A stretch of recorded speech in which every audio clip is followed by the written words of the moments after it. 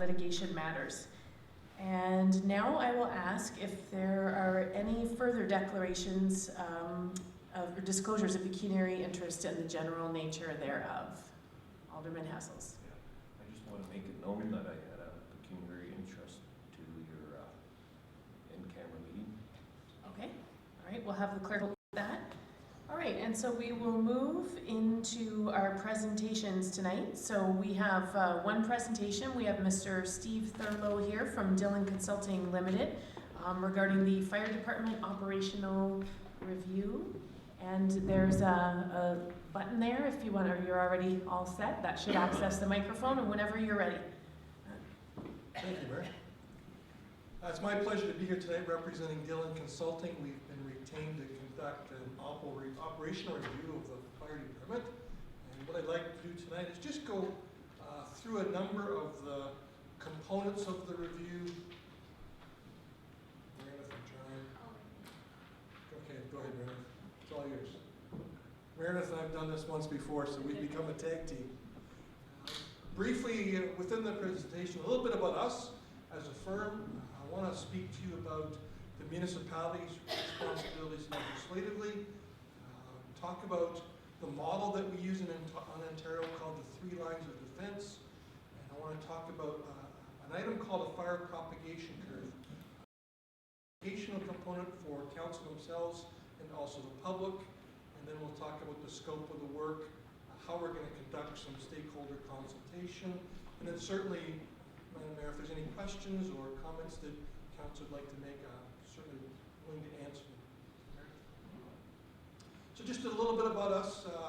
We're a Canadian-operated company, employee-owned. You can see by the map on the left the offices we have across Canada. On the right, in the little legend, you can see the client base we have, particularly in Southern Ontario. I work with a team in this particular sector of about 7 people across Canada. My role is the project manager. My experience related to this particular service is I'm in my 42nd year in the fire service. I spent my first 35 as an active firefighter, starting actually as a volunteer firefighter. My father was a volunteer firefighter, and I spent 35 years with the City of Burlington. Spent my last 10 years as the fire chief and the regional fire coordinator. I've been with Dillon since 2009. I've had the opportunity to work with a significant range of clients all the way across the country, and currently working in Vancouver and Lethbridge, Alberta, as well as here in Richmond Hill and Kitchener and yourselves. Meredith, we pride ourselves on being leaders within the industry because we take an active role, not just working with our clients, but working with the industry. We do an awful lot of correspondence and work with the Ontario Fire Marshal's Office, and the National Fire Protection Association.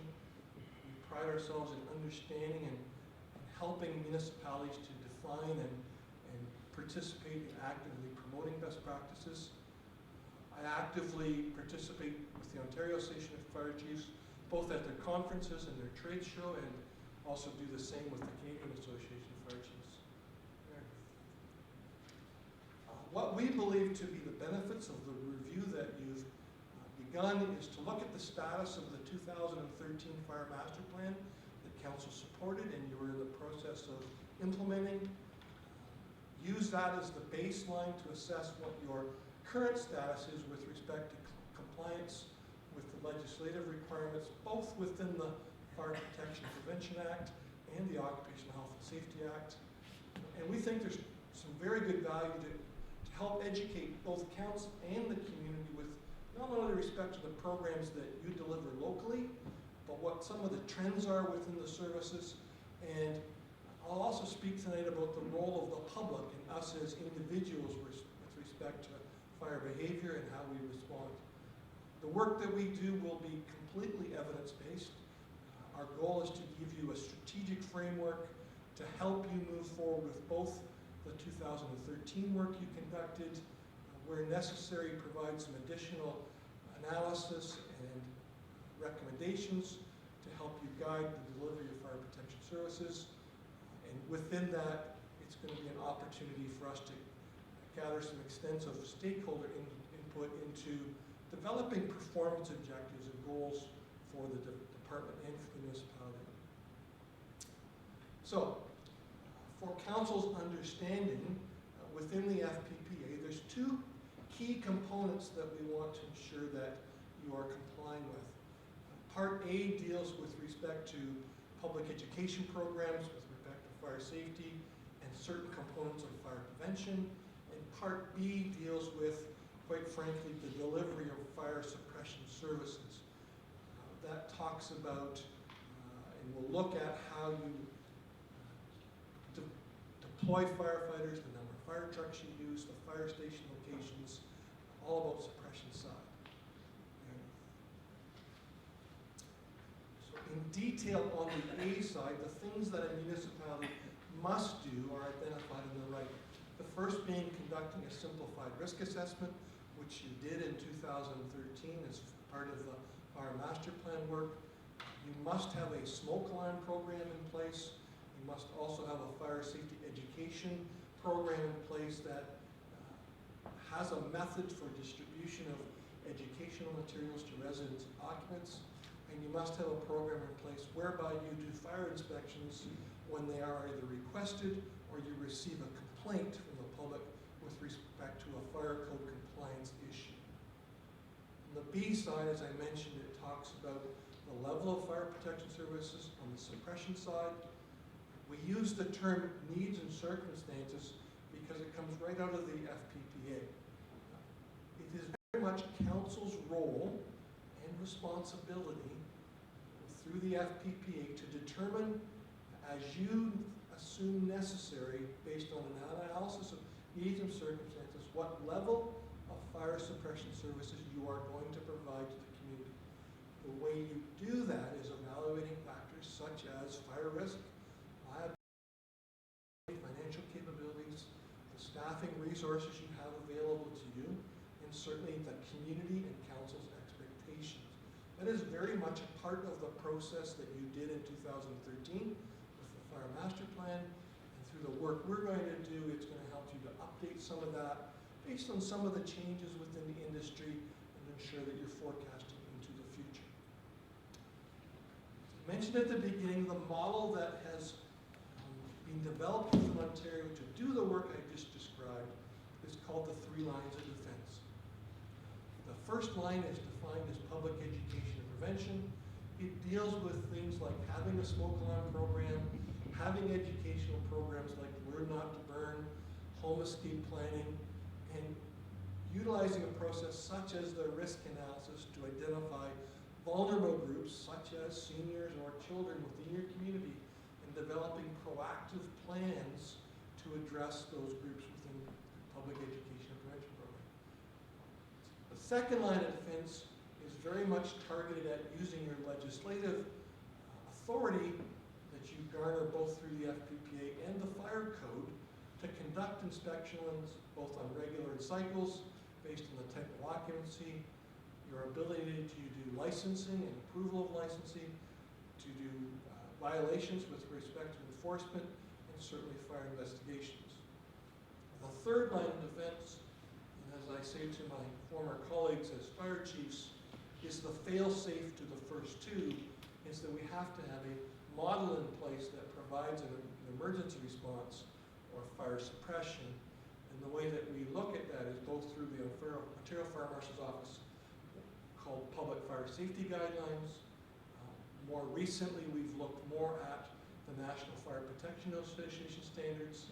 Certainly the Ministry of Labor has a set of fire industry specific guidelines that fall within the Occupational Health and Safety Act, defined as Section 21 guidance notes, and then certainly industry best practices. I want to spend a little bit of time on this slide because it's important whenever I get the chance to speak both to a council or to the public.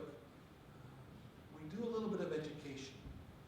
And a fire propagation curve represented in the diagram on the right, I want to walk you through it in as simple a manner as I can. On the very bottom, you'll see some arrows. On the left side, it talks about pre-fire department notification time, and on the right time, it says time directly manageable by the fire department. At consistently refer to our client as Mrs. Smith.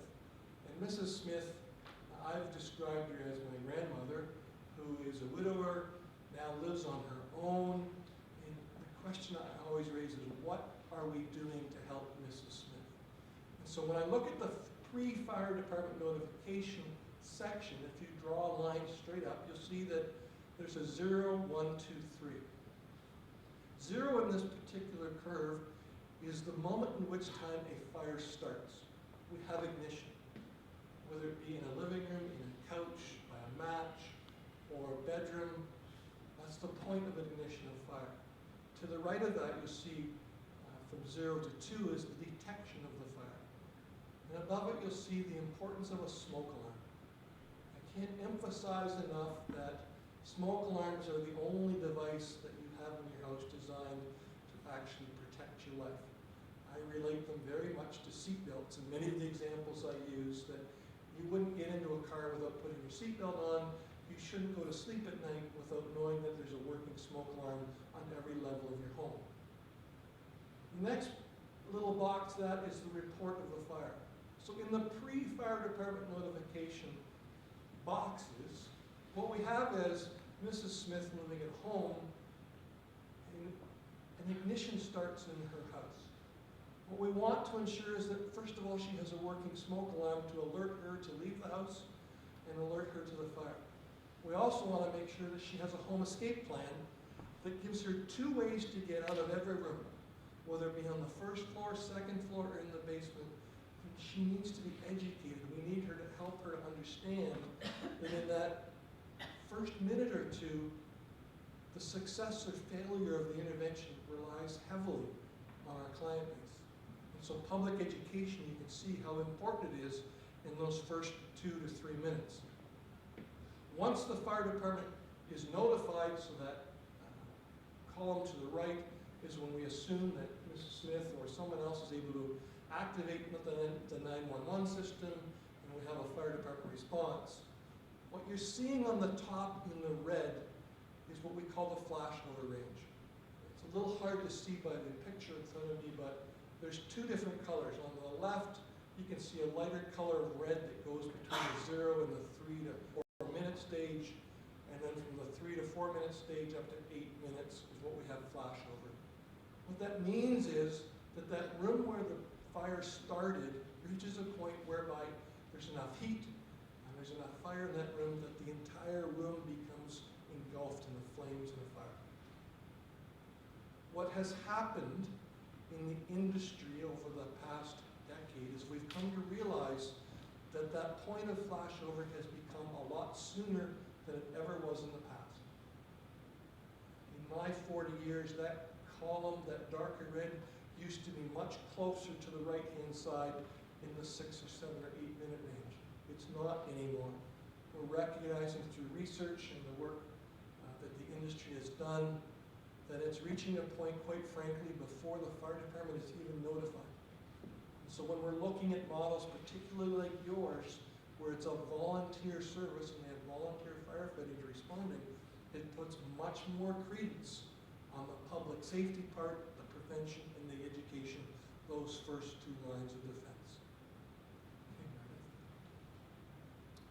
so the scope of the work that we are going to do and have started on is to look at the 2013 recommendations, what has been accomplished, how well it has been accomplished, what remains outstanding. We're going to update all of that work to 2015, quite frankly. That will include a review of the number of volunteers, the stations that you have, the apparatus, and you can see by the list, it's basically that all of the different elements of the department. We're also going to be looking at the current management processes that you use, both administratively and organizationally, and what systems are in place to support those. And certainly we want to make sure that everything we do aligns with the overall corporate or township goals and objectives as you move forward strategically as a community. The process that we have put forward to do this relies significantly on stakeholder engagement, both with council as a part of this process.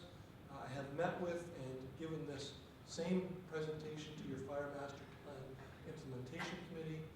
I've had a number of conversations and meetings with your new CAO and the fire chief, the same with your fire prevention officer, and right down through all of those stakeholders we've had a chance to talk to.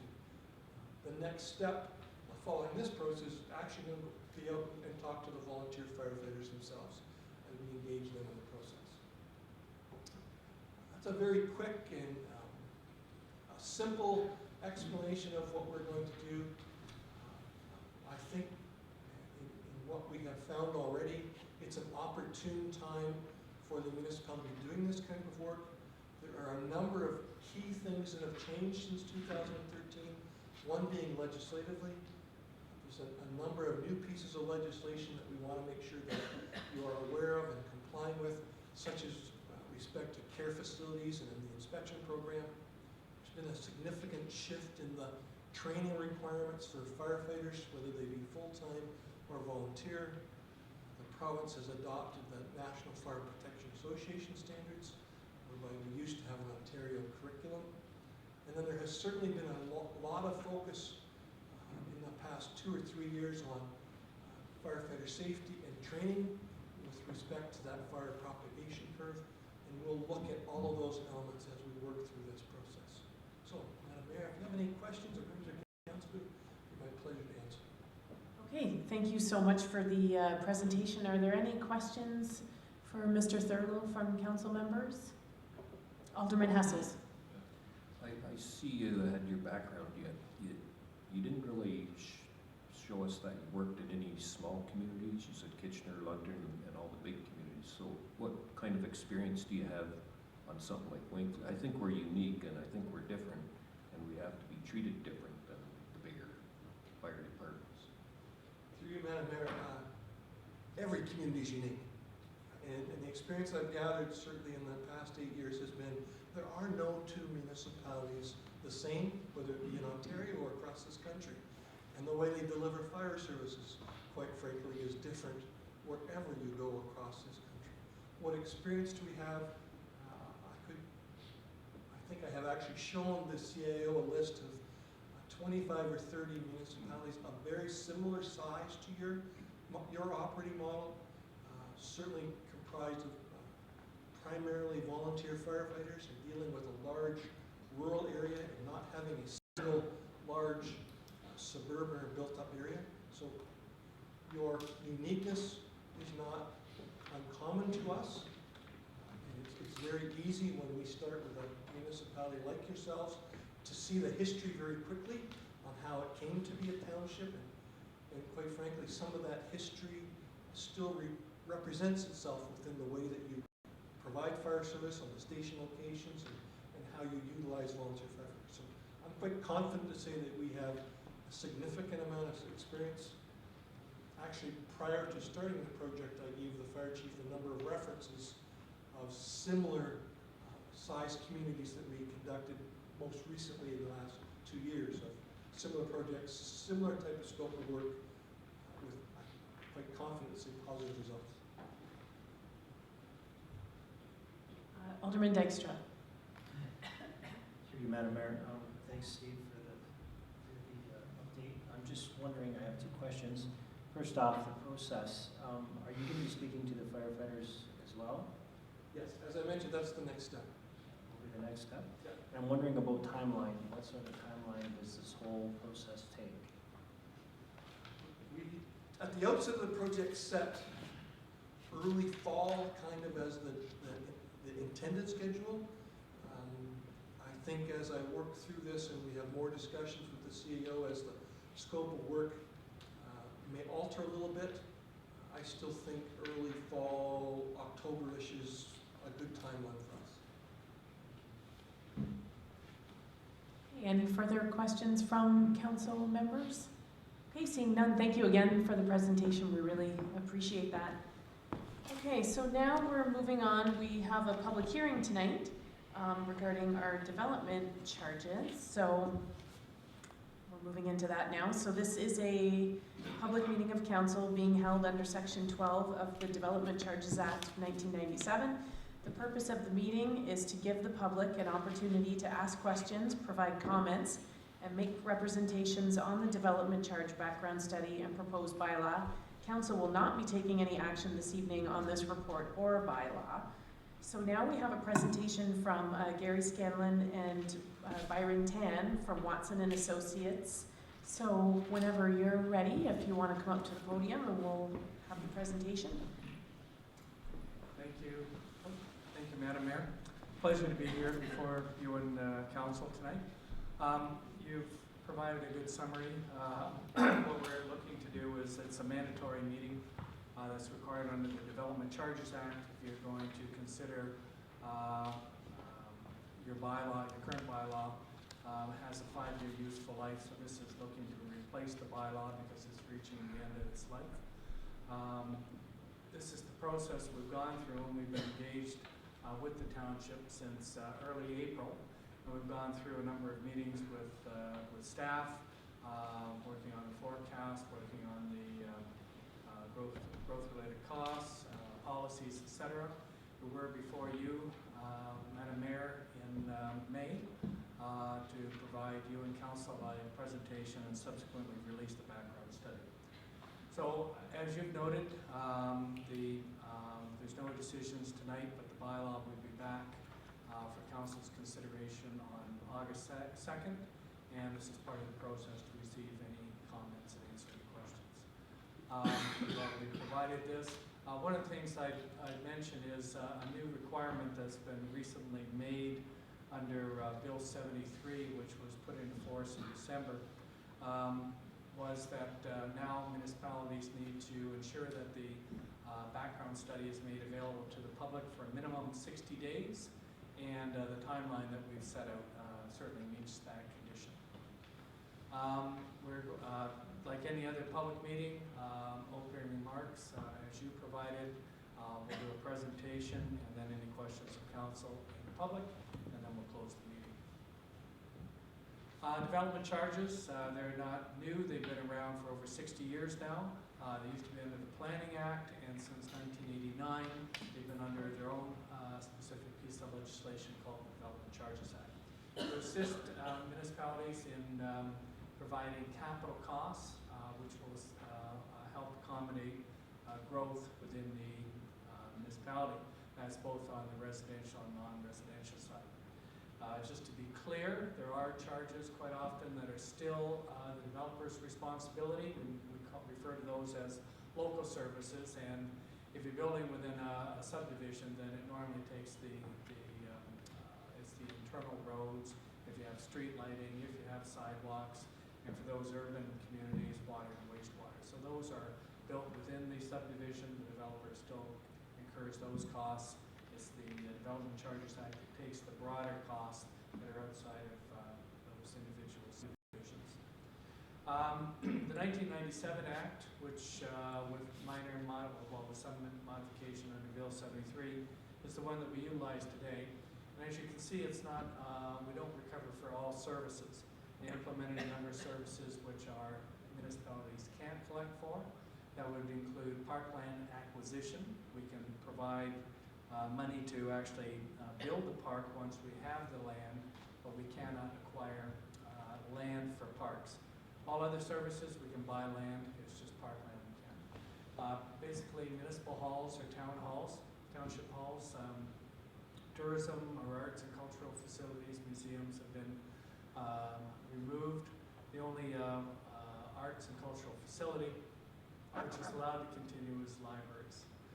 Solid waste up until January 1st was a completely exempt service. They've now provided that landfill and incineration is still exempt, but any type of recycle, reuse, composting, waste diversion in general is allowed to continue. We used to be able to provide hospitals for grants for their expansions. We can no longer do that. And then for vehicles, equipment, there's a test to last a minimum 7-year life to ensure that you're purchasing the larger equipment, not the smaller equipment such as hammers and nails and such. The last one is just computer equipment, and that's really, and going through OMB hearings and such on defining this, it's really meant to be basically desktop computers that have been removed from the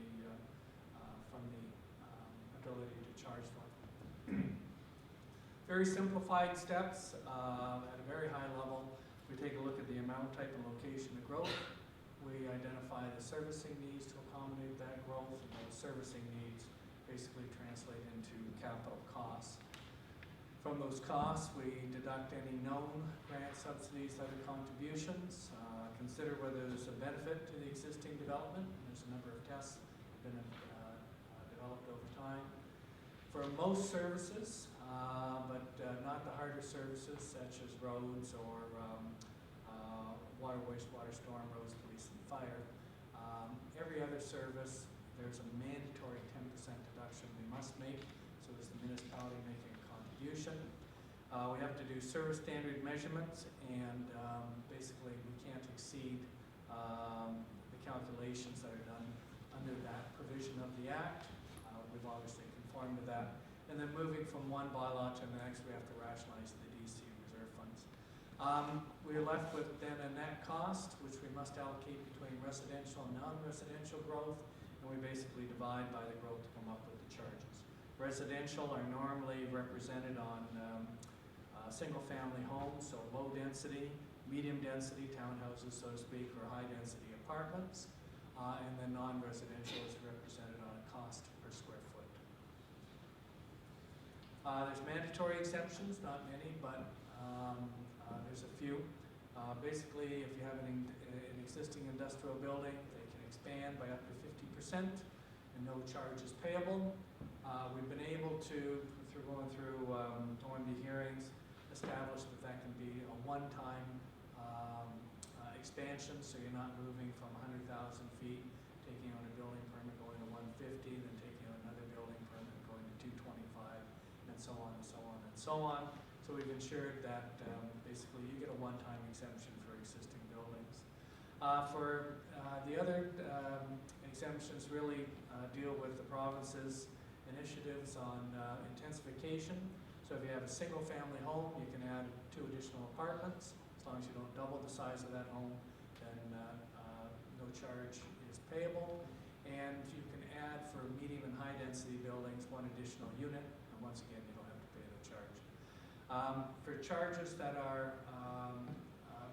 which really are on the non-residential side, you would also exempt the region and the school boards from having to pay any charges. Similarly, if they have a DC bylaw, if you build a new town hall or an arena or whatever, you wouldn't have to pay the development charge for any of their bylaws as well. There's discretionary exemption, and this is where you as a council can fine-tune the bylaw and implement policies which are best suited for your community. In certain instances, councils look to reduce partly or completely the development charge for certain types of developments or certain classes of development. So you might consider reducing for industrial buildings or places of worship. You can phase in the charge over time, so if you're going from a lower charge to a higher charge, maybe doing it over a 3 or 4 year period, it's totally acceptable. And then one other matter, which is called a redevelopment credit, which is just to recognize that, as, for example, my house burns down, I should have a period of time to replace the house without having to pay a development charge. Now that normally is in the 4 to 5 year range. If my house burned down 50 years ago, I basically should pay if I'm going to now rebuild after such a long period of time. So these things are embraced by the Act. Your existing exemptions are basically places of worship, wouldn't pay a charge, as well as bona fide farming operations. So for the non-residential buildings, you would fully exempt those types of developments. As well, initially you implemented the development charge, which was calculated 5 years ago, and subsequently after consideration by council, you chose to reduce the amount that we calculated by 50%. So instead of a charge that's a little over about $7,200, you implemented a charge of approximately $3,600. And that's the charge that we have currently today, and that's what we'll be measuring against when we look at comparison of charges. Local service policy, we talked about that. Most municipalities seek to generate those policies and make it clear. We've done that on your behalf. And once again, that's to identify the developer's responsibility versus what we would include in the development charge. As you get development occurring, and sometimes slower development takes a little bit more time to identify the implications. But over time, needs will arise to accommodate growth. And there'll be in different instances. There may be additional firefighting, vehicles and equipment, or expansions to the fire halls. It could be additional road intersection improvements, street lights, etc. As those costs arise, you have not a lot of opportunities to fund it. You can take a look at funding wholly or partially through the development charge, or you can, it's not mandatory that you have a development charge bylaw, but if you don't have that, that places the whole burden on your existing taxpayers. So the whole burden would go on to taxes, or if you had different types of rates, you'd have to recover from that. You may have some reserve funds, etc. So it's always a balance for all councils that consider development charge bylaws. Over time, with the advent of growth, do you recover all of the charge or part of the, all of the costs or part of the cost through the development charge, or do you seek to share those costs with the taxpayers? The growth forecast is consistent with the regional forecast. You can see the black lines are historic building activity. You can see from there that you've been from a low of about 7, and you've been to a high above 25 there. Over the last 10 years, you're averaging about 17 units per year. If you take a look into the forward forecast, it's relatively consistent with the level of building activity that you've had. Sometimes a little higher, sometimes a little lower, but generally staying consistent with the level of activity and being consistent with the region's projections. It translates into about 20 units per year over the 10-year period, about 289 over the 16-year period, and you get a net population growth of about 300 and 500 respectively. You can see the non-residential square footage is about 43,000 square feet and 63,000 over the same time horizons. The charges that are in place currently are denoted here. You can see we collect for roads and related being public works, fire, outdoor recreation, which is really parks and trails, indoor recreation, which would be arenas or community centers, libraries, and then administrative studies. The charges here are, as I noted, half of what the original bylaw was.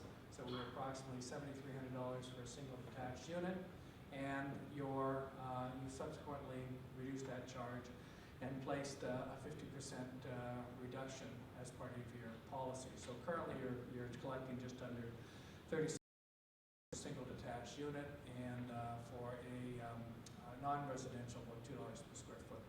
You can see you also have charge there for wind turbines. So if a turbine is constructed within the municipality, they make a contribution as well towards the development charge. For this study, we've continued with the same services that you had last time. That we've calculated are presented here.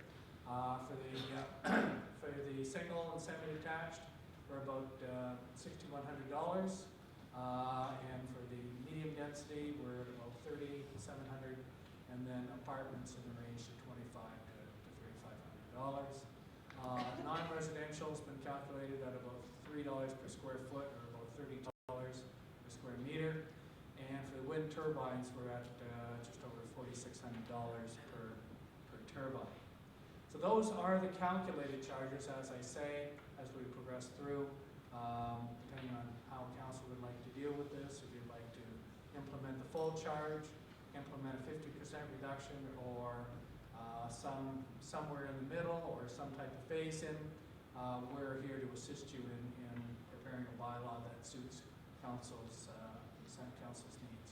This just gives you, on a service-by-service comparison, the differences. As I say, keep in mind the current charges are at 50%. So So at about $7,300 is the calculated amount, reduced to $3,700. Obviously, we're a little lower than the current calculated charges. So these are the comparisons right now. The non-residential, you can see currently you're at $217. You were at over $4. The calculated charge is at $3 per square foot. The last couple of slides is just to present the charges in effect elsewhere within the region. You can see the green arrow is your current charge right now, and the red represents the regional charge.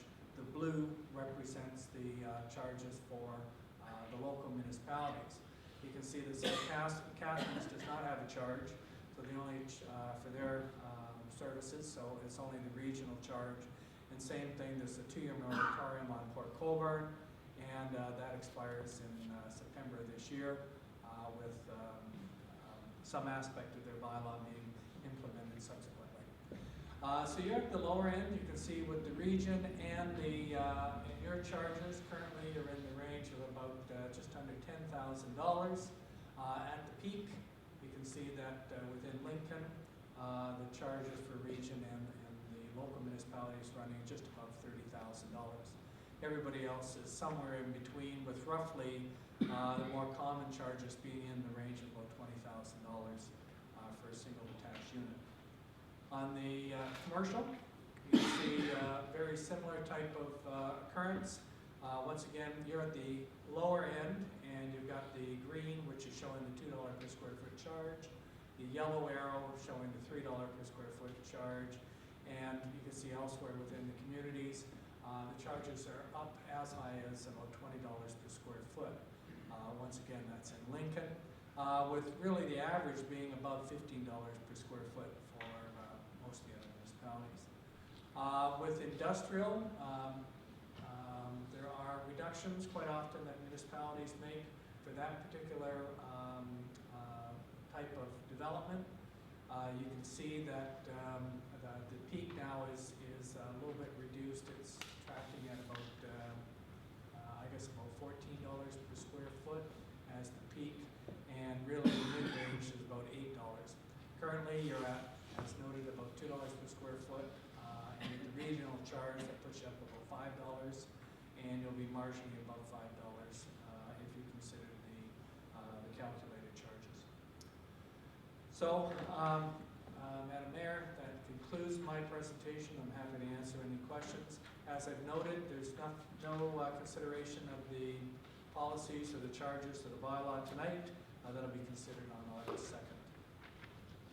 Okay, thank you for the presentation. Are there any questions for Gary from council members? Alderman Gilmore and then Alderman Conlon. Thank you, Madam Mayor.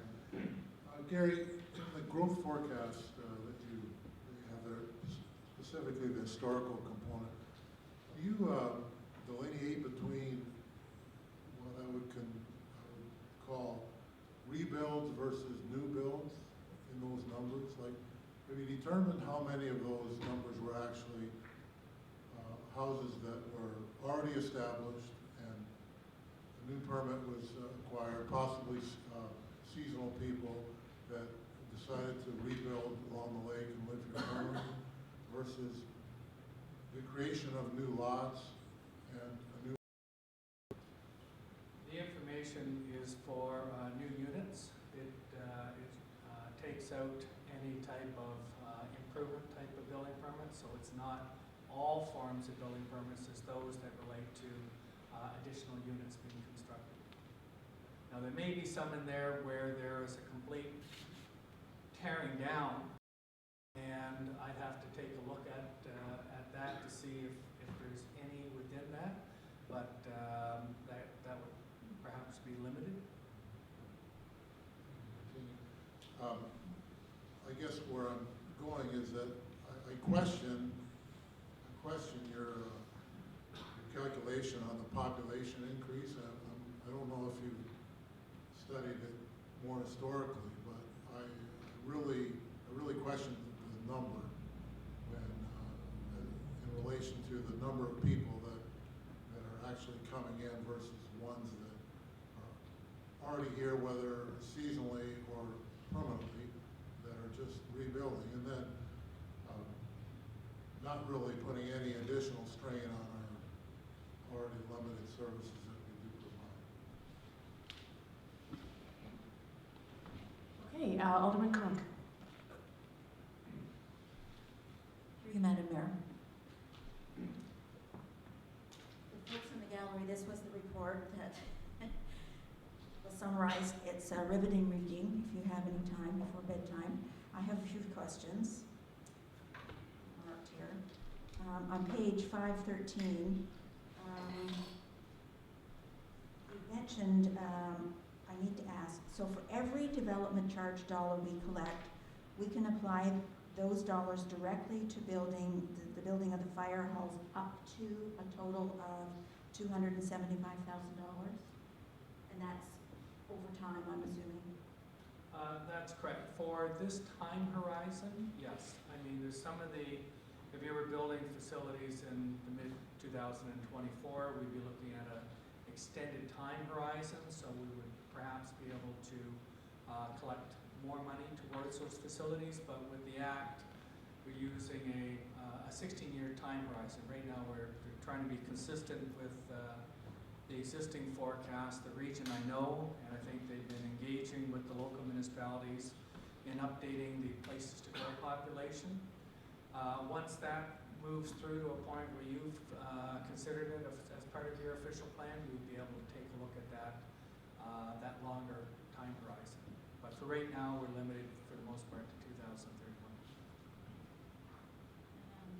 And on page 6-1, you're talking about wind turbines and the fact that they are being assessed with development charges at the residential rate. Would we benefit from changing that to a higher rate? I'm assuming industrial is higher rate. Can we do that? Actually, it would be at a lower rate.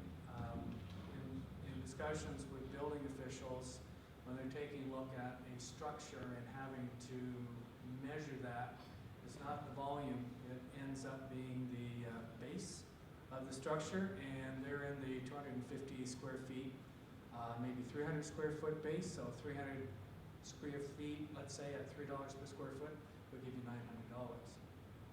And that's at the full rate. If you chose to do 50%, it would obviously be less than that. Most municipalities, when we've done this, we've done it, deemed it on a comparative impact to a single-family home. Wainfleet has a similar type of charge. I think, trying to think offhand which have implemented in the area, but there are a number of municipalities that now have charges for the wind turbines, and they've done it on this basis.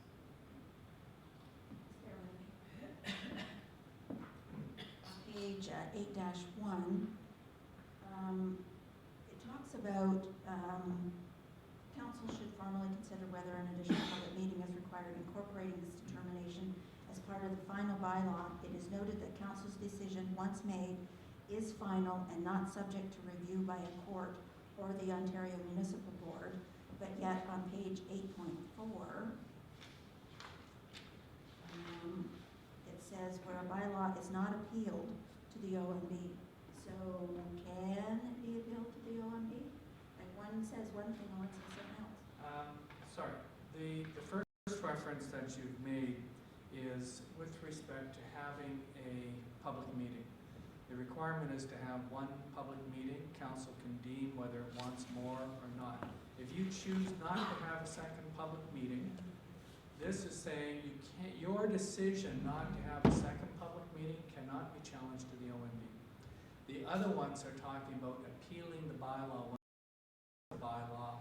There's a 40-day period, and that gives the general public, development community, whomever, an opportunity to consider whether they feel that there is warranted to challenge some of the aspects of the bylaw. That could be on policies, that could be on the calculations.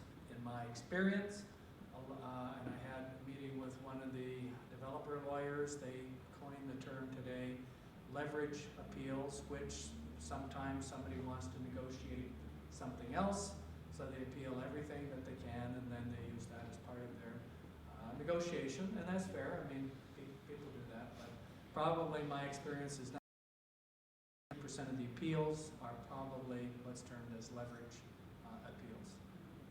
One final question. In reading your report, I also went to the Chamber of Commerce 2015 tax report. I pulled out their development charge section, and it looks to me like Wainfleet is kind of middle of the pack with regards to our development charges within the province. Is that a fair statement to make? We have a survey of, it's over 200 municipalities, all the bylaws in Ontario. You are at the lower end of the charges. We see, especially in this particular area, in central Ontario, the charges will range as high, which is really part of the GTA and stuff, for a single family up to over $80,000 for a single detached unit. Now that's including the lower tier, the upper tier, and the school boards. So that within the Niagara region, your charges are lower. They more reflect, the charges in this area more reflect to the west. So going from outside the GTA, going from really Wellington County down to Windsor. Your charges are very similar to the charges there. Okay, any questions from any other council members? I just wanted to ask quickly, Gary, you wouldn't know offhand, with Port Colborne, you had mentioned, you'd shown the statistics of the other municipalities and Port Colborne having the 2-year moratorium. And I'm going to ask you, but I'm sure you don't know, if they had any increased building because of the moratorium. Alderman Kong's shaking her head, so no? Okay. And then my other question is, because and I think we're going to hear some of the concerns tonight from residents, and we'll probably get some via email, but a lot of the concerns that we get are from, and I think you know this, I've mentioned this before, from existing residents. So, and I guess it would be up to council when this report comes to us in the future and we decide what we're going to do moving forward with development charges bylaw, how we want to approach it or whether we want to do it at all. But I'm curious, is it possible to have something in the bylaw that states if you, because one of the complaints I had recently was someone turned a garage into some sort of a guest home, and they didn't understand why they had to pay development charges. They didn't think that was a big impact on services. The building was already there, most of the structure was there, so it was minimal what they had to do. So, and then we also have residents who own a home and they want to stay in Wainfleet, but their home's not necessarily what they want anymore. So they're going to build a new home, but they're staying here in Wainfleet. Like they're just coming from one house to another, existing residents. So is there anything we could capture? Like if council wanted to do that, if we continue with the bylaw, could we capture something like that, an exemption to, let's say, existing residents? The answer is yes and no. Yes to the first. The reason why the garage is ancillary to the single-family home, and is basically for the cars. When you change that use, and it is a change of use, it's going from an accessory building to now living quarters. That could mean you've got another 2-3 extra cars. It's another facility where now you've got cooking, you've got more use and stuff, potential for more fire protection, more people using services and such. So I know we always get the example, well, what's one? How am I impacting? But after 10 years and you take a look at 200 units or longer, potentially there's these culminating impacts. That's why you charge. But if you were looking to, if it was on the same property, there are municipalities that have provided exemptions for granny flats, whether temporary or whether permanent. So for that particular council wants to turn their minds to it, yes, we could assist you with the bylaw in doing something like that. The second one, the problem is that they're looking for a credit because I've lived here. The problem is the credit goes with the building. As I say, if that building, burned down, you'd say, well, go ahead, rebuild it, we're not going to charge you. The problem is me moving as a long-term resident, moving to this building, and then getting an exemption, and then 2 years later selling it, and then moving to the next one, and then, so that it could be a money-making, potentially, undertaking. But it's to, what's happening is they are creating more growth. The old house is being replaced with the people are now filling it, and then they're building another house. It's that one. It would be extremely difficult to ever be able to engineer something in a bylaw that would recognize that and then try and curtail it from abuse. Okay, I appreciate the answer. Any further questions from council members? Okay, seeing none, we'll get into the public comment portion, so we may call upon you again, if that's okay. Okay, so now we're looking for comments, questions, or input from anybody in attendance this evening. Jason, if you don't mind coming up to the podium, I know you've done this once or twice before. And if we can just get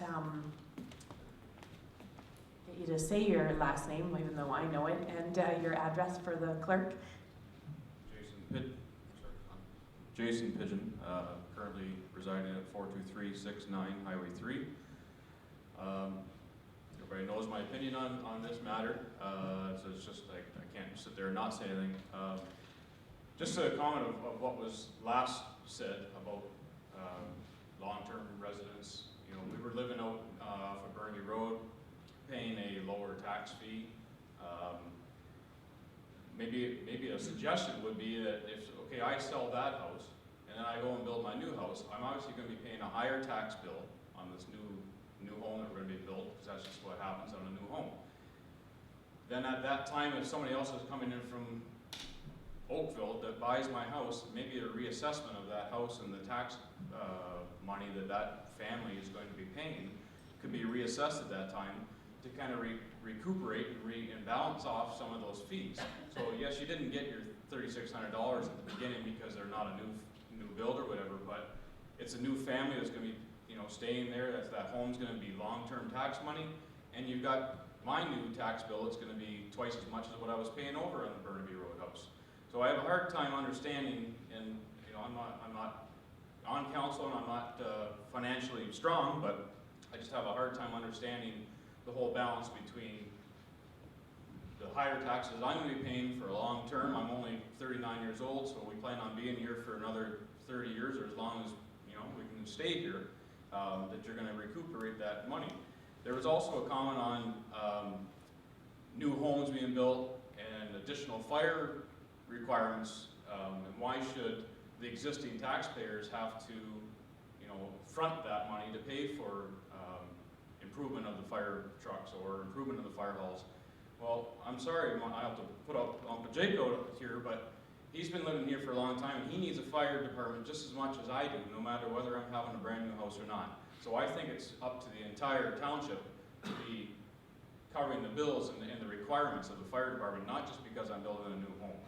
And I'm not just throwing the fire department out there, but that's for anything, any new equipment that needs to be done, anything to mow the roads. We all need those services here. So why should the one-time build that I'm doing have to cover that money when we all, as Wainfleet Township population, require those services? So that's strong concerns I have over it. Reading the proposal here, or the presentation, the one thing I noted, recover capital costs associated with residential growth. And I didn't quite understand what that was, so I thought maybe I could explain that a little bit more. Because I'm wondering, what are those capital expenses? Because I'm paying permits, building permits. I'm paying all fees just to get a 911 sign. I'm paying all those different bills, so I just didn't understand what that capital cost comment meant.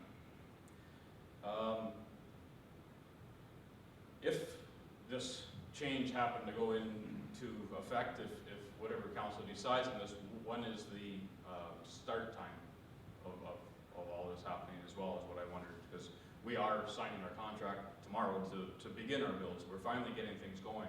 I just wondered when all this would kick in, so. So it's about my biggest concern. Everybody understands why I'm up here and the concern. I read these, and Terry, I was glad that you made comment of that, because I too say I can't understand this population growth and such a high spike. And when I read all these development charge rates for all these homes here, there's nothing compared to Wainfleet on here. This is all cities and big builds that are seeing big subdivisions being built. You watch Welland is just growing like mad. Well, there's a great cash grab as you can get, and these builders like DeHaan or whoever's building all Mountain View is all building his homes. Let these guys recuperate the cost when they sell the homes. I'm a one-time guy. I'm trying to build my home for my family. My kids don't want to leave Wainfleet. We're already going to Wainfleet schools. St. Elizabeth's looks like, the population is dwindling. They're talking about closing the schools. Where's the young families coming? There is no young families. It's,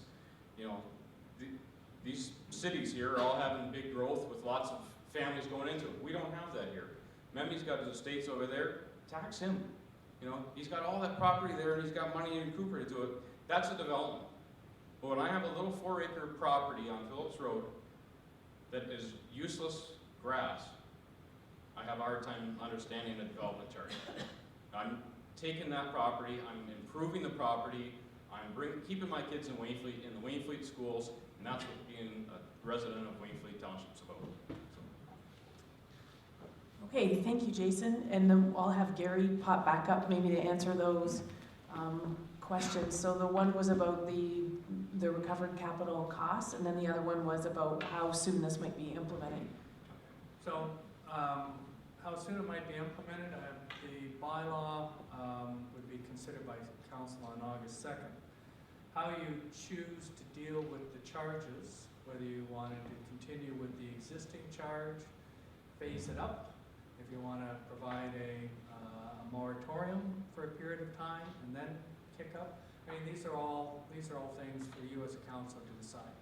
But August 2nd, we're looking to for you to consider the bylaw, and then what charge and how and phasing in, those are considerations for you to discuss. With respect to the capital costs of infrastructure, there are improvements of different types. They can be, as Councillor Connick was asking, about fire stations, so there's some expansions, some improvements. It can include vehicles, it can include buildings, firefighter equipment, the expansion to community centers. Library can include books and buildings. Public works can include vehicles, improvements to roads, intersection. So those are all the different types of capital items that can be included.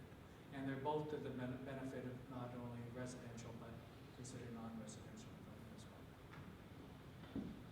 Okay, thank you. And it looks like, Joan, you're next. Can you just say your last name and address too for us there? Joan Anderson, 10151 Cedar Crest. And I hear Mr. Pigeon. Development charges, in my mind, really have two major roles. One is a land use tool. Originally, they stopped urban sprawl. I don't think that's ever is or ever will be a Wainfleet issue. The second major component of development charges is a revenue tool. Now, I can see where council is challenged with revenue going forward. Lots of things need to be maintained, purchased, bought, fixed, and built out. My concern is that I don't feel that development charges are the relevant vehicle for revenue. I actually believe that Wainfleet has the proper vehicle, and I think that vehicle is your infrastructure levy. I think that development charges, because of their exemptions, reductions, percentages, they go into segmental, you can only use that for roads, you can only use it for fire. Those are relegated to percentages of assignment, and you have limited draw from that segment. Your infrastructure levy tool is an open-ended financial vehicle. I think it's unrestricted, I think it's applicable, I think it addresses a taxation across the whole community, ongoing. I believe it's changeable, flexible, and the council would consider and ponder the difference between those two vehicles before you make your choice. I believe that development charges can be selective and punitive. Mr. Pigeon, I believe, feels that. I think other people would. I think if there are specific things you want to address, granny flats, et cetera, to open those up in a single bylaw, or maybe they're not relevant. And I do also take sort of concerned about our growth prospects that were given this evening. I look back from 1991 to 2011. Can't find any other statistics. The 16. The Township of Wainfleet had a net movement of 153 people, which is an average of 7 persons a year. So I think to address Terry's concern, I really don't think that a lot of the growth, it may be some new people, it may be people living here building a home, it may be family moving out and children moving into a farmhouse, but I don't believe the growth is there. I don't believe that's a major reason to go on with the development charges because they do tax growth. I think the growth here is fairly flat. But I think you do have a guaranteed increase in your tax base. The taxes in Wainfleet from 2008 until 2014 had an overall augmented amount volume of 1,200,000. So just MPAC assessment on new homes or existing homes is going to give you a base or a tool to take assessment from and to apply your levy monies or your levy percentages against. And you won't have deductions, exemptions, restrictions, et cetera, et cetera, et cetera. You have a clean financial fiscal vehicle to secure revenue. So I guess my opinion is that I would hope that council is bold and brave, that they levy up their infrastructure levy, that they discontinue their development charges, and that we move forward in that revenue vehicle. Thank you. Okay, thank you. Are there any other people in the gallery who wish to speak to the development charges this evening? Okay. Oh, Mr. Hassels. And you too will have to state your full name and address for us. Al Hessels. Am I on? It's on, yeah. Al Hessels, 43268 Pettit Road. It just, to me, it makes sense to make it easier for more families to move in and increase the tax base instead of penalizing the people that are already here and want to increase, want to build. I'd like to build, but we seem to have all these costs incurred on us. And like with Pigeon and Joan, I agree with them. I would like to take away these development charges, especially for the hamlets. There is space where it can be built up, and it doesn't take any farmland away. So yes, I agree with them. Just one state thought. Thank you. Okay, thank you for those comments. Any other questions or comments from anybody in the gallery? Going once? Going twice?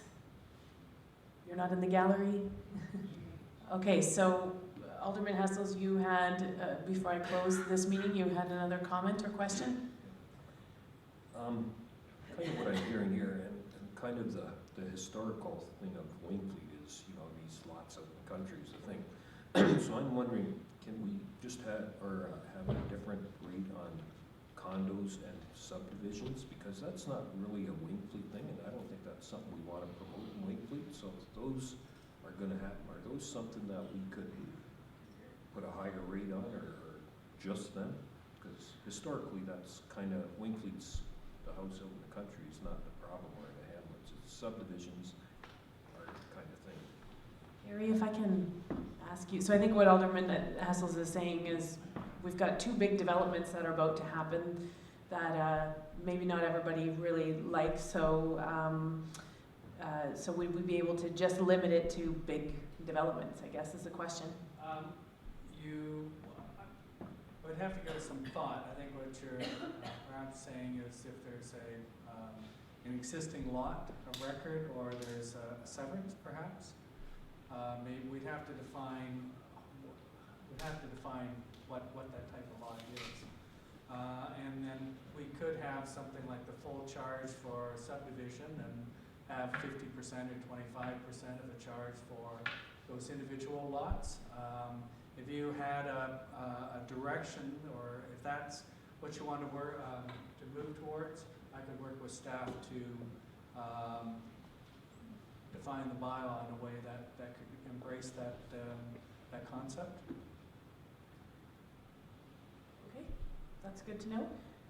So before we wrap it up, any other questions from council members?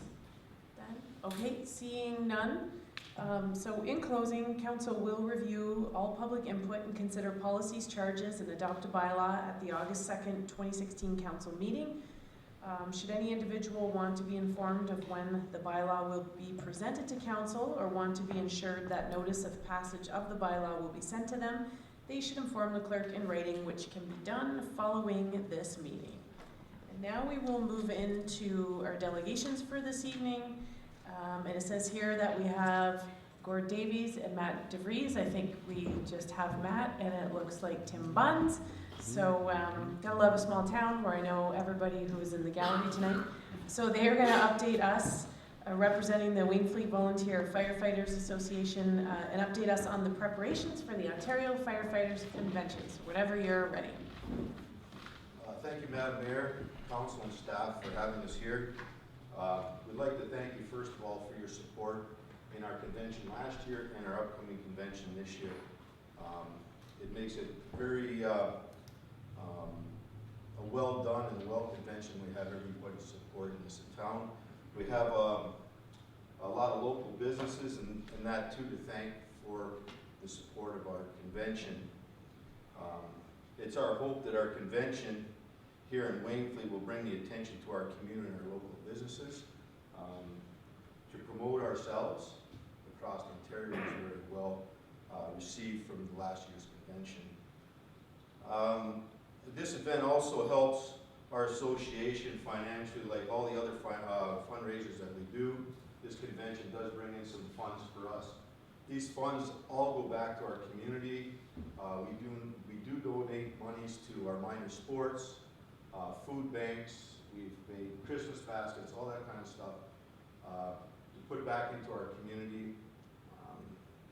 A reason for our association being here in existence is to help our community, and we want to continue that.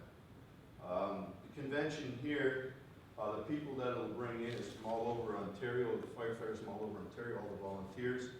We have training that's coming in. We have, I think there's 9 different types of training that we are going to do throughout the week, starting on Monday, right up to the weekend.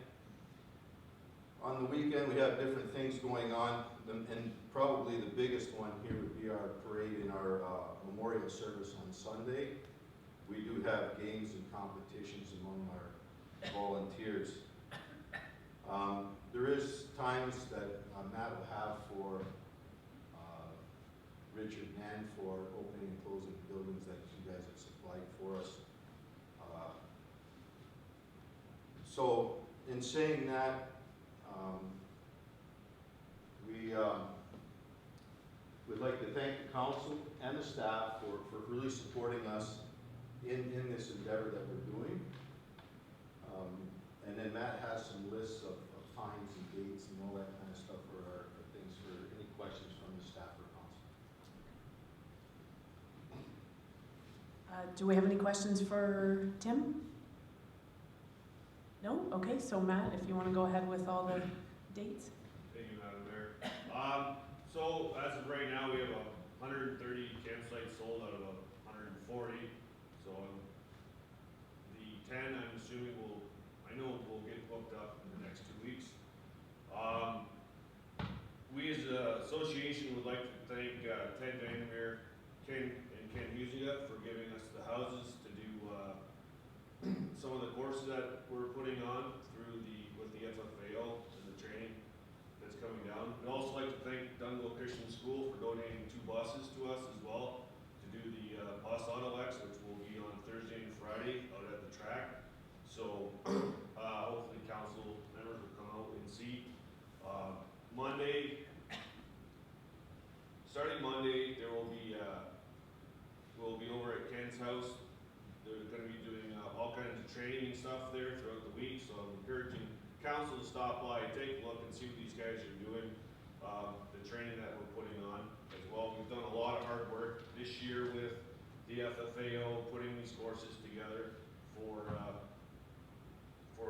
everybody as well. So Friday night we have our welcome party that we're doing for all the departments that are coming down. Like last year, we have a band coming and we serve wings as well. Saturday morning will be our general meeting at 9 a.m. here at the town hall. This year, the MP and the MPP are coming. Also, the Minister of Corrections and Emergency Response has been talking as well. He may come as well. He hasn't confirmed it. But so, 9 o'clock, the general meeting here in the fire hall. There were kids games as well that morning out back. 11:45, we're going to have our competition parade, which will be here, go around, and end up in Marshville. 1 o'clock, the games will start behind the arena. 9 a.m., we will have muster Sunday morning for our memorial parade, which will start at 9:30 here at the Cenotaph. And then after the memorial service, the Stakeholder and Wainfleet Air Cadets once again are going to put on a breakfast in the fire hall for a fundraiser. And then we will have games again at 1 o'clock Sunday afternoon in the arena parking lot. And Monday morning at 9 o'clock we'll have a closing in the fire hall. So if anybody has any questions. Does anybody have any questions for Matt? I do. And so the opening ceremony, so you're having the MP and the MPP there, and last year I was there, and that's at 9 on the Saturday? Yes. Okay, because I have to photograph a wedding that day, but I don't think I have to be there till 11, so I think I should be okay. And do you want me to take pictures again on the Sunday? Yes. Okay. All right. As long as I can have breakfast with the cadets, I'll be there.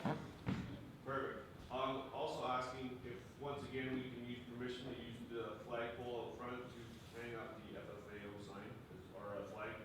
I know last year, because we're not allowed to put it up at the Cenotaph, so just asking permission if we can put it up again. Oh, the flagpole out here? Yes. Yeah, is that good? You're nodding? Okay. The big boss says okay, so. Excuse me, yeah, next week, Saturday, we'll have people coming in already. This course will start on Monday, so as of right now, I think there's over 60 departments coming from across Ontario. So. Okay, well, it sounds good, it sounds great, and last year you guys did a great job and everything went off without a hitch, knock on wood, I don't want to jinx it, so thanks for coming and updating us, and we're looking forward to it. I know I've been talking about it a lot to other people, so we'll keep our fingers crossed for good weather too, but sounds like it's going to be another awesome weekend, so good stuff. Thank you. Okay, thank you. Oh, okay, sorry, we need a motion then to receive the presentation from Tim and Matt. So if I can get a mover and a seconder, moved by Alderman Gilmore, seconded by Alderman Hessels. All those in favor? That's carried. Okay, so I don't think we have any business arising from delegations. So now we will move into my mayor's remarks, which are right in front of me. Okay, so I'm going to go really fast. We had a floodplain meeting on June 22nd, and a motion was passed regarding our position, the committee that we're on, position to continue with the existing lines. I think I had forwarded that motion to all of council. So it was approved unanimously to continue with the 1985 lines until proven otherwise, basically, until we had clear data. Now some people say, well, that's what we're doing already, but I thought it's definitely cemented our position. We've never formally ever done any kind of a motion saying, you know, where we were coming from on this. So that has to go. I believe that will be hopefully approved through the committee minutes at the next Conservation Authority board meeting, which is July 20th. So I will keep everybody apprised of that, but I thought that was a good kind of step in the saga of floodplain mapping. I want to thank Alderman Gilmore, who attended the Maple Lawn Memorial on my behalf. I think that was June 26th. So thank you for attending that. On the 28th, I attended the Go announcement, which I'm sure all of you heard by now. So the announcement was, I think, Grimsby for 2021, and then Niagara Falls and St. Catharines for 2023. So not everybody was thrilled about that, but it's a start anyway. So I think there'll probably be some advocating for how to make it happen sooner, but at least they have said that they will be moving forward with it. And we did get a meeting, about an hour meeting with the minister beforehand, outlining the phases and the different improvements that they'll be doing and where they're going to be storing the trains overnight. So it was really interesting, and I was definitely glad to be a part of that day. And I also that afternoon visited the learning garden that we have. I think we were all invited as a council. It is on Forks Road at the Open Arms Mission, the old Claire's Delivery building, and they have a learning garden. So they a couple weeks, well, on the 28th, they'd invited us to pop by. So I stopped by, and it's Pam Swick, I never say her last name, Jan Jack, who she's realized how close we're right on the border there. So she has committed to me that she will be keeping us in the loop. I know they just had their auction on Saturday. I couldn't attend that, but since we're so close, she's going to keep us involved when she can, so I appreciate that. And the Healthy Kids launch was on the 30th, and it was a huge success.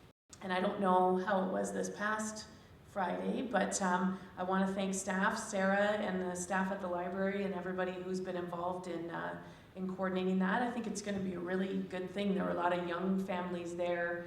It made me feel old because there were people there I didn't even know, kids and parents. I didn't know who they were, so I'm getting old now and I'm not in the loop of the young ones. So it was good anyway to be there and see them using that. So hopefully that will be used quite a bit this summer. I also attended the sign dedication for the Gord Harry Trail. That was on July 6th. So the whole Harry family was there, so it was really nice. The MPCA put on like a luncheon, and it was hot. They had lemonade, and so we said a few words, and we cut the ribbon with Angie Harry. So it was really nice. The signage is very professional, and we talked about how the trail is used not only by our residents here in Wainfleet, but a lot of people use it to cycle and come in and walk and do various activities. So definitely an asset to have that in the municipality, and it was great to be a part of that day and recognize former Mayor Harry. And then that afternoon, we all jumped in our cars and went to the bog, hoping for a helicopter ride, but that didn't pan out. They'd already sent it back, but they had CH News there that day, so we went down and just to kind of get an update on the bog. So the MPCA has been doing a great job taking care of this, and as we all know, I'm sure we've been following the media, the MNR's been out there, and I think this afternoon it was upgraded to under control now. So I know there is concern though that once this is out, if we continue on the dry spell, it could happen again, especially if we have a thunderstorm and there's lightning. So we may be back in this situation in a couple weeks, but they seem to be really ahead of the game, and I have to give the MPCA credit because when we had the bog fire in 2012, Harry and I were running around like chickens with our head cut off. We were the media spokespeople and taking care of everything, and they've really, I know they're collaborating with the chief a lot, but they've really taken it out of the municipality's hands for the most part and have been handling it, so I've appreciated that. So this week is committee week at the region, and something I forgot to put on here, tomorrow, Mayor Campion, Mayor Maloney, myself, and Mike, our CAO, are going up to Queen's Park with Cindy Forster to meet with Minister Hoskins regarding the potential, I still call it the potential closure of the Welland Hospital. So Welland has put together a really good presentation, and this is our half hour, not our 5 minutes that we were hoping to get with the minister. So we did have an appointment a while back, and that had been postponed. So this is supposed to be happening tomorrow at 11. So we're hopeful. He, as I mentioned, when we met with him in Toronto at the Good Roads conference, we had a good meeting with him. It was very quick, but he seemed interested in what we had to say. So I believe Welland's presentation has captured the ongoing concerns since the start of this, going way back. So I'm hopeful that we'll get somewhere with him tomorrow and at least kind of plant that seed firmly in his mind. So wish us luck, and I will keep everybody posted on that. The next Conservation Authority Board meeting is July 20th, and it's going to be held at Wood End Conservation in Niagara-on-the-Lake by the Glendale campus for Niagara College. They seem to be rotating them this summer, so if anybody's interested, it's not going to be in Balls Falls. It's at 9:30 a.m. at Wood End. The next regional council meeting is July 21st, and our next council meeting is August 2nd. So with that, I will hand it over to Sarah for the adoption of the minutes. Minutes of the regular meeting of council held on June 21st, 2016 be adopted as circulated. So I need a mover and a seconder for minutes. Alderman Cobb and Alderman Gilmore. Any discrepancies or errors or omissions with the minutes? Okay, seeing none, I'll call the question. All those in favor? That's carried. And now we'll go into our other reports. Administrative Staff Report 20 of 2016 regarding the Budget Variance Report as at June 29th, 2016, and the recommendations contained therein be adopted as circulated. So I need a mover and a seconder for this report. Alderman Dykstra, Alderman Gilmore. Any questions or discussion? Okay, seeing none, I'll call the question. All those in favor? And that's carried. Administrative Staff Report 21 of 2016 regarding Council Code of Conduct and the recommendations contained therein be adopted as circulated. And a seconder, Alderman Dykstra, Alderman Gilmore. Any questions or discussion on this report? Okay, seeing none, I'll call the question. All those in favor? And that is carried. We'll move on to the next one. Drainage Staff Report 6 of 2016 regarding the revised terms of reference for the Drainage Advisory Committee and the recommendations contained therein be adopted as circulated. I need a mover and a seconder. Alderman Conk and Alderman Hessels. Any discussion or questions on this report?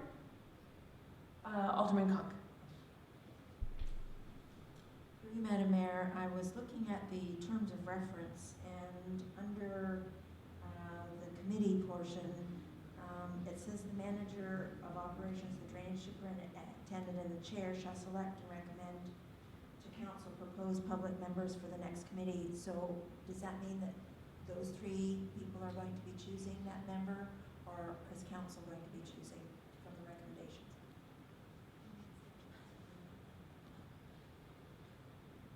I'll hand it over to our CAO.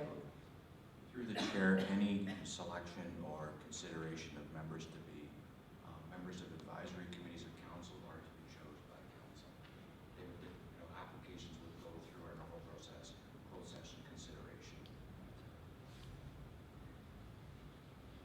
Okay, any further questions from council members? Seeing none, I will call the question. All those in favor? And that's carried. Public Works Staff Report 17 of 2016 regarding the award of tender for the 2016 asphalt program for Quarry Road and the recommendations contained therein be adopted as circulated. So I need a mover and a seconder, Alderman Dykstra and Alderman Hassels. Any questions or discussion on this report? Well-written reports. Okay, so I'll call the question. All those in favor? And that's carried. Fire Staff Report 4 of 2016 regarding fire station construction project update and the recommendations contained therein be adopted and circulated. So I need a mover and a seconder for that report. Alderman Gilmore, Alderman Conk. Any questions on this report? Okay, seeing none, I will call the question. All those in favor? And that's carried. And now we're going into correspondence. The report of the correspondence to council dated July 12, 2016, and the recommendations contained therein be adopted and circulated. Okay, so I need a mover and a seconder for the correspondence. Alderman Hessels and Alderman Conk. And we have a few that we need to deal with. So, and staff has promised me that this was going to be different soon. At the next council meeting, I think. Did you want to comment on that, Mike? Yes, through you, Madam Mayor, staff plan on having a revised procedural bylaw for council's consideration at the August 2nd meeting, which would include a new process to manage the correspondence that the clerk's office receives. Okay, that's great. So the first one was 256, and it was asking us if they wanted a presentation, I believe. So I don't know if council is interested in that or not. I think it's really stimulating. I'm being a little bit sarcastic. So we had a discussion about it prior to. A few of us have sat through those. So I don't know if council just wants to receive. So Alderman Dykstra, are you okay? Receive for information. So a seconder for that. That's moved by Alderman Dykstra. Alderman Gilmore is seconding that, so I'll call the question on receiving that for information. All those in favor, and that is carried. And then we had 261. I don't know if everybody's read the letter. I did have a phone conversation with this gentleman, so so he was hopeful that we would be doing something about this for their tournament, but I know council, we get a lot of requests for this. So Alderman Hess. Do we know what the insurance part of this price is? Don't know if Richard knows offhand or Sarah's coming to the rescue. 216. Okay. I for sure wanted to pay the insurance. The rest of it, I don't see a really big issue. It's not being used otherwise. They're responsible for cleanup and all that. So, because it is a lot of Wayne. What's that? Yeah, it is a lot of Wainfleet people that will be going to this. So, but I think I'd like to see the insurance paid. So I don't know if I could make that motion or not. So You're making a motion to waive the yeah. but to pay the insurance. Okay. Seconder, Alderman Gilmore. Any discussion on that? Okay, seeing none, excuse me, I'll call the question. All those in favor? And that's carried. Okay. And then we had 266. So this was a proclamation, I believe. So that, I think, is pretty straightforward. You just want to, someone make a motion to, receive for, you don't want to do the proclamation? Sorry, yeah, proclamation for the teacher, yeah. Okay, so you want to, however we want to phrase that.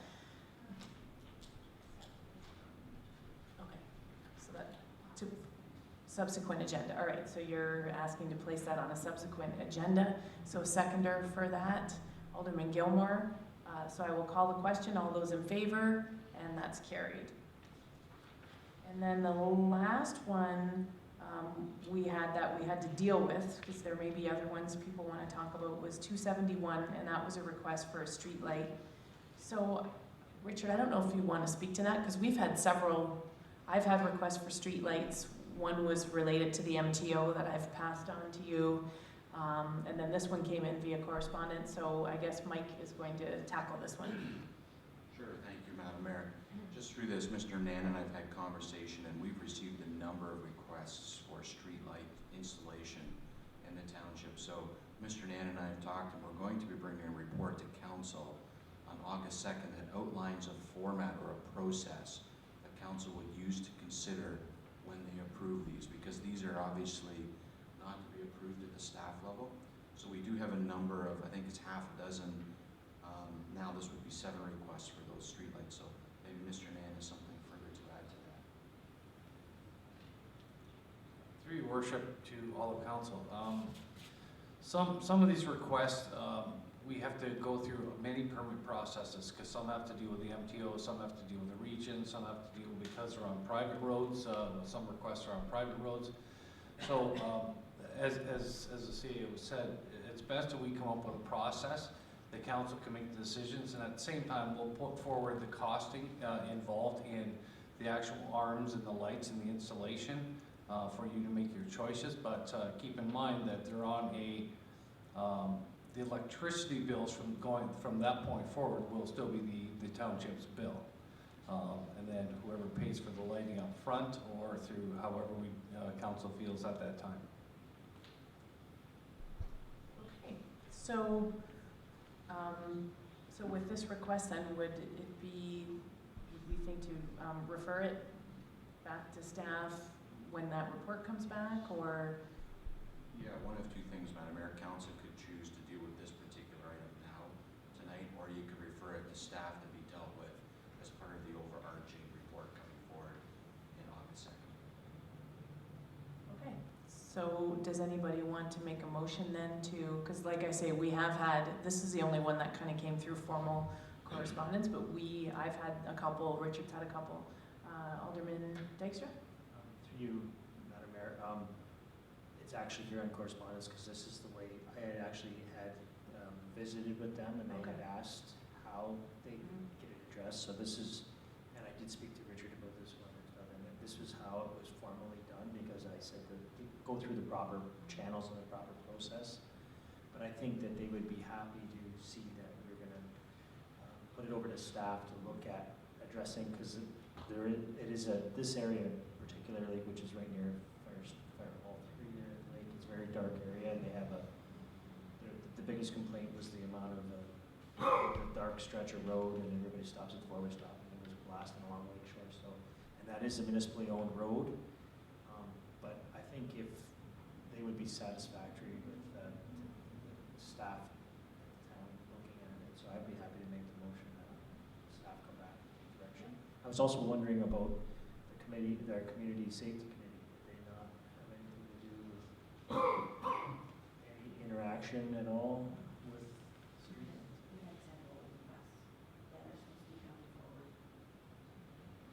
So, just let me get a seconder for that motion. So if I can get it, okay, Alderman Gilmore.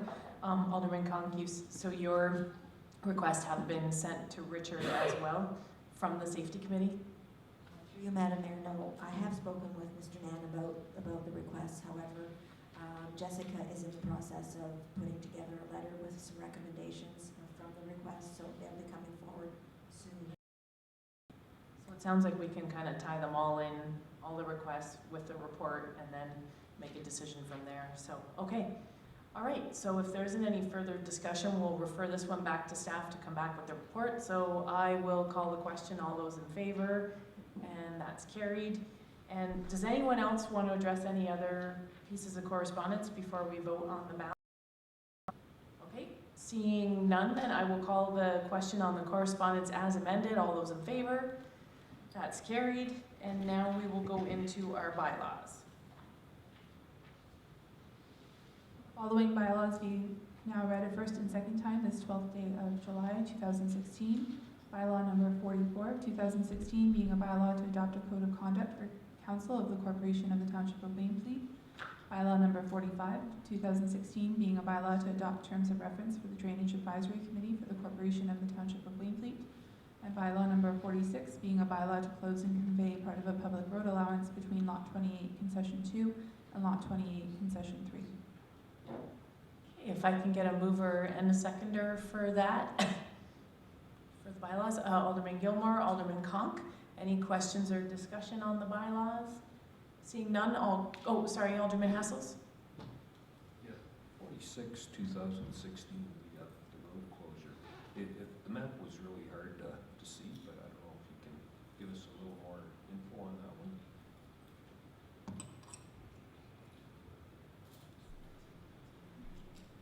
I think Sarah's going to answer that. She's just pulling that up. But I guess my question is, are the pieces on either side of that sold already too?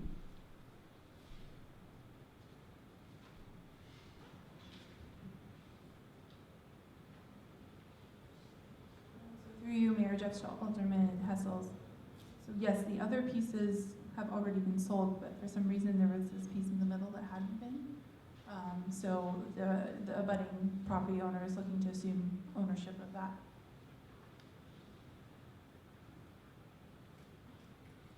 Okay, so if there aren't any further questions or discussion, I will call the question. All those in favor?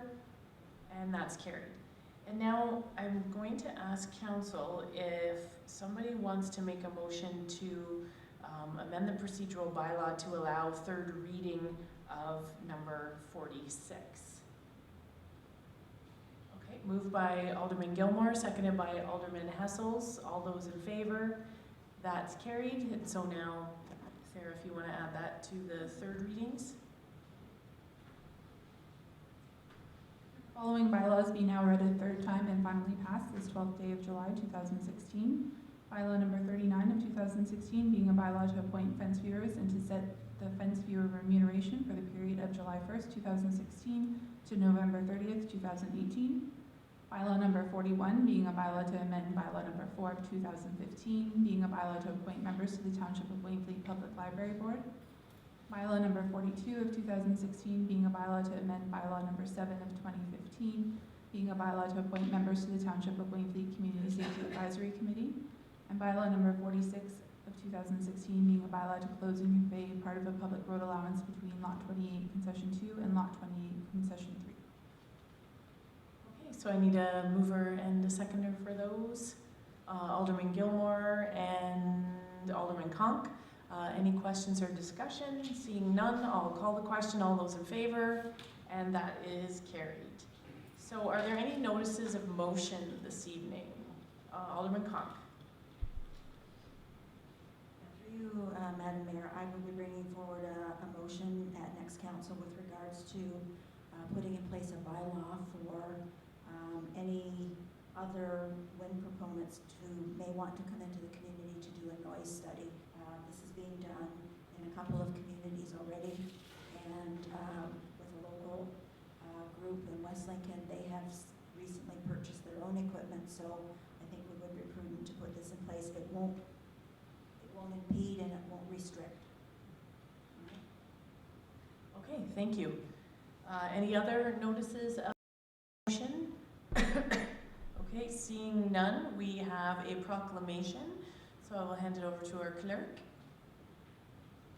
Whereas it is estimated that between 500,000 and 600,000 people in Canada are living with hepatitis B and C and are at risk for developing cirrhosis, liver failure, liver cancer, and non-liver related manifestations. And whereas over 110,000 people with hepatitis C in Ontario and over 100,000 Ontarians are living with chronic hepatitis B, both of which are slow and progressive illnesses that gradually damage the liver. And whereas an effective vaccine is available to prevent hepatitis B, but there is no vaccine to prevent hepatitis C. And whereas World Hepatitis Day is an opportunity to enhance public awareness and education, reduce, foster tolerance and understanding, acknowledge those affected, and explore ways to better address hepatitis B and C in the future. Now therefore, the Township of Wainfleet does hereby proclaim July 28, 2016 Hepatitis Awareness Day in Wainfleet. Okay, so I need a mover and a seconder for that. Alderman Dykstra and Alderman Gilmore. All those in favor? And now we'll move on to other business. I know somebody has other business. Does anybody else have other business before we, Alderman Dykstra? Through you, Madam Mayor, in regards to our August 2nd council meeting, something I overlooked back when we set our schedule date, it's the day after the civic holiday weekend. I am not here that week, that next, on August 2nd.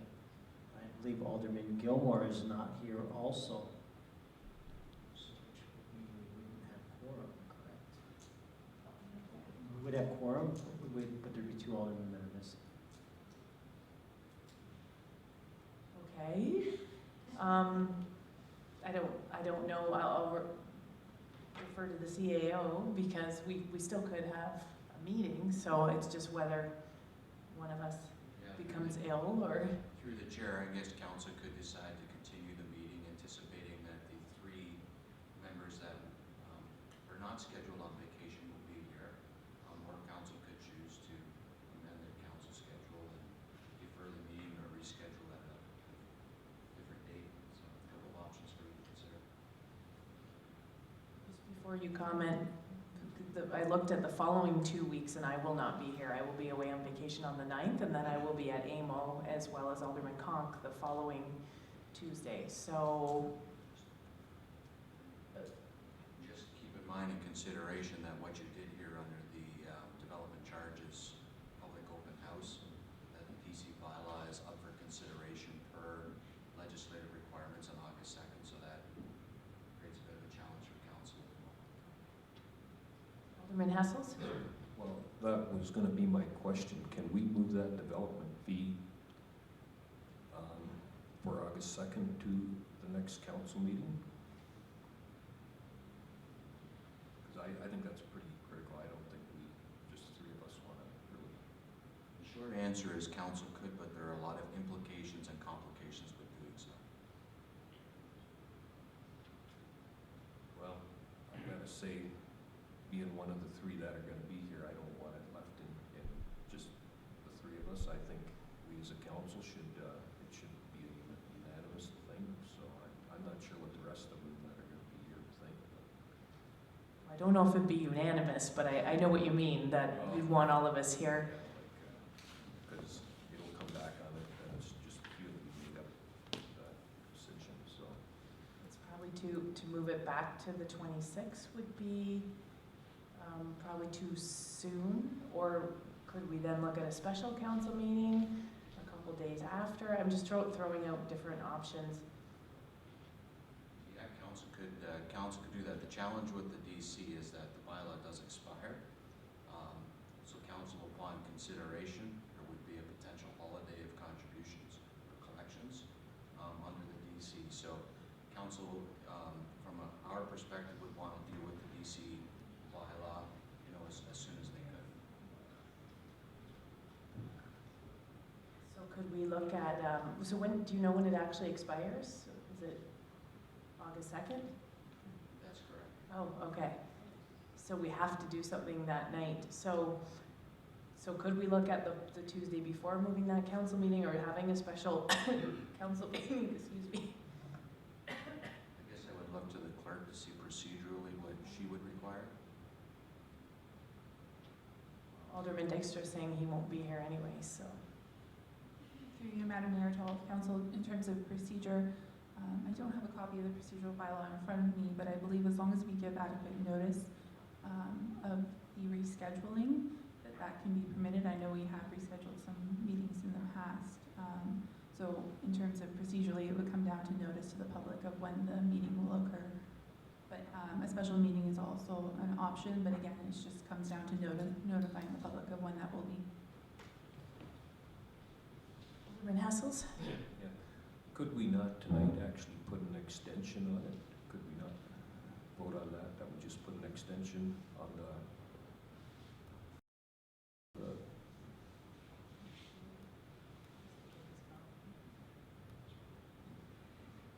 Through the chair, I don't know the exact answer to that, and I wouldn't want to give you inaccurate information, so we would have to double check on whether you could extend. If I understand your question correctly, Alderman Hessels, you're wondering if we can extend the existing bylaw by a certain number of, procedurally, I'm not sure if that's applicable or allowable under the present legislation. We'd have to look into that. So can we leave it then that you'll look into that, and then you can notify council, and if we have to have some sort of a special meeting, I guess, then we will. Yeah, through the chair, if council wants to direct us to do that through a motion, we'd be happy to look at that, unless the clerk has something to add procedurally. Through Madam Mayor, to all of council, the decision to change the date of the council meeting would have to be made by motion. If we're not prepared to do that tonight, then we would have to call a special meeting just to consider that motion to select the date. Because that has to be made in an open public meeting, that decision to reschedule. So it can't be communicated by email or phone conversations with council members.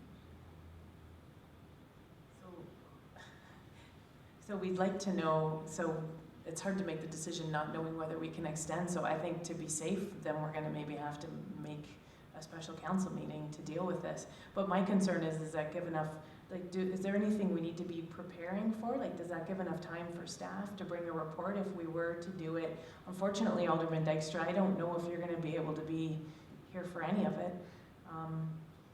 So is that pushing staff back time-wise? Or putting pressure on staff time-wise if we were to, let's say, do it on the 26th? No, through the chair, we would have to follow up with Gary and his team just to make sure they're available, obviously, that night, to be able to come and speak to the bylaw council or any members of the public have technical questions. But from a staff perspective, I don't see any challenge with that. So we're looking at then just a special meeting for that, or the whole council meeting moving it back? And again, does that present a challenge, everybody having their reports ready for the 26th? So I guess my question is, entire council meeting move back a week, or just that particular item we get in, we get it done, and then Ted and Betty and I meet on the 2nd to plot the township?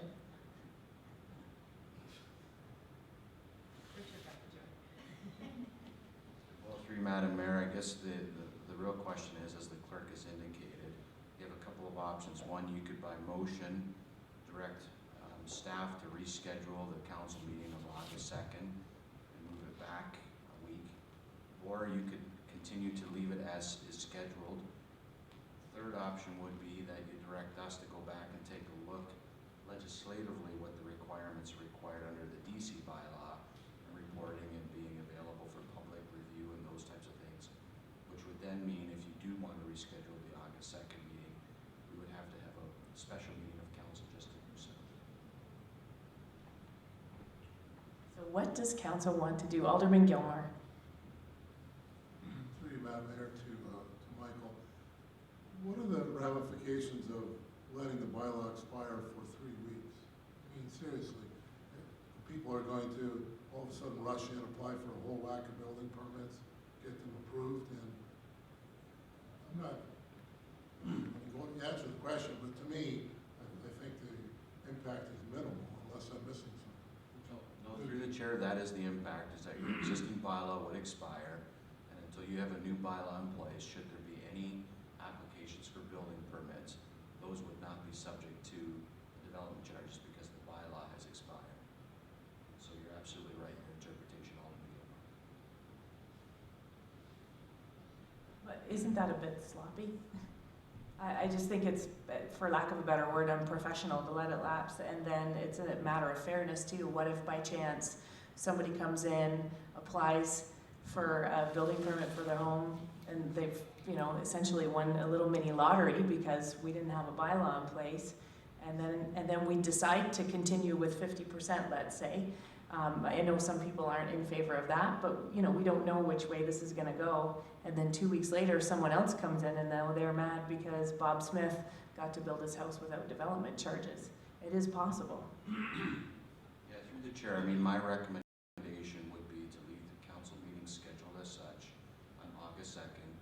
Let the clerk and I go away and follow up appropriately. And then if we do, we'll look at it. We'll inform council through a memo or email.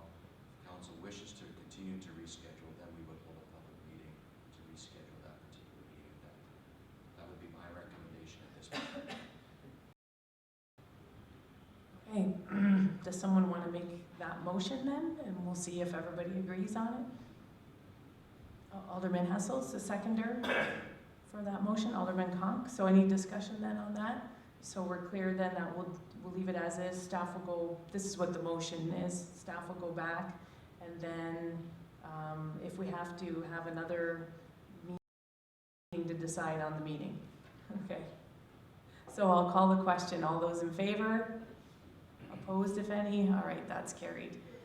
Oh, we can spend hundreds of thousands of dollars, but it takes us 15 minutes to decide that. Okay, so before we go to Alderman Conk, who has, I think, about 30 minutes worth of other business from what she told me earlier, does anybody else have other business? All right, Alderman Conk, the floor is yours. Through you, Madam Mayor. I have had a second round of complaints with regards to parking down on the side streets down in the Reeves Bay area. And through a conversation with Mr. Nan, he recommended that we encourage staff to bring a report back for adding those streets for our parking bylaws. I would also request that if a report is done up, that we also consider tow-away zones as well down in that area, as well as the no parking areas. So I'm going to put the motion forward that we request staff to bring a report back on that. So we'll do that now. So if we can get a, excuse me, a seconder for that motion. Alderman Gilmore, so we're just requesting the report, but I'm gonna ask if there's any discussion. Alderman Hessels? Yeah, I was thinking about bringing this up under new business too, but parking on the lake shore there, and I did go to Side Road 18, that meeting the other night. And I see the parking signs there, but I'm thinking too, you can have no parking, but I don't see the problem with parking there if we had it from, 9 a.m. till 9 p.m. or something, if we could have that. And the other thing is bylaw officers too, like to have them during the week, during the day. The problem, kind of from the meeting I got, it wasn't the day use people that are the problem, it's the night use people. And if you had no parking at that time, if that enforced, and had bylaw officers, the bylaw people working then, because they're not getting the right people, they're getting the families that go out there just to enjoy themselves a little. So I don't know if that's something we could look at too, is parking on some of them, because I thought Side Road 18, I went down there, and I thought it was a nice one. You could probably park a few cars on the one side, and if that was daytime use, I almost don't think the neighbors there even had a real problem with that. So if we could look at it at other side roads too, if we could entertain that thought or not. Okay, so add that portion into the report about parking on the road stubs. Daytime, maybe you want to keep the weekends up too, but during the weekdays from 9 till. Quickly, Alderman Conk, are you talking like Maplewood and those roads? So the only concern, and I'm just gonna say it quick and then we'll move on, like we can talk about it when the report comes back, is those people who live there when they have guests. And because that's always a problem with the cottagers at Augustine Beach. They want the no parking signs for the people coming in and being silly and everything. But then when they have their grandma over and we give her a ticket, they are angry. And we hear about it on Monday. So that's my only concern, because those houses are close together, and so how you, I mean, I don't think it happens a lot, but I don't think they have a lot of driveway in a lot of those homes. So then if they have guests, they park on the road, and so that could be problematic, but you'll look into all that when you do the report. Mike, you wanted to? Yeah, through you, Madam Chair, just to add some process to it, what I would suggest is that between Mr. Nan and myself, we would take a look at the inventory that is currently no parking. So we would share that with council so that they're aware of what the existing no parking areas look like. Richard and I will then reach out to each individual councillor to see if there's areas within the township that you feel should be added to the no parking. We'll evaluate that and bring that as a fulsome report with the appropriate bylaws so that the fire chief and his staff can then enforce that appropriately. That sounds awesome. All right, so after all that discussion, I will call the question. All those in favor? And that's carried. And I know that's not it for you. That's not it, I'm sorry. I've also had a running conversation with Beach Road West folks who are now being required to re-inspect their septic systems because they have to deal with the MOE. We did have EXP that went in and inspected those properties 2 years ago, and I'm sure there were pictures that were taken at each home of where the tanks were located, where the wells were located, as well as where the septic fields were located. So I'm wondering if we were able to access some of those pictures to help Mr. Hall from the Ministry of the Environment determine and satisfy him of where these septic fields are, because that's their big concern right at the moment. They need to know where they are in order to issue certificates of use for these people. Is that at all possible for John Borma to come in on the weekend and sift through those? Well, through the chair, as council is aware, Mr. Borum is currently doing septic inspections on a contract basis for us now, so it won't be an issue for me to follow up with Mr. Borum and see if that's possible.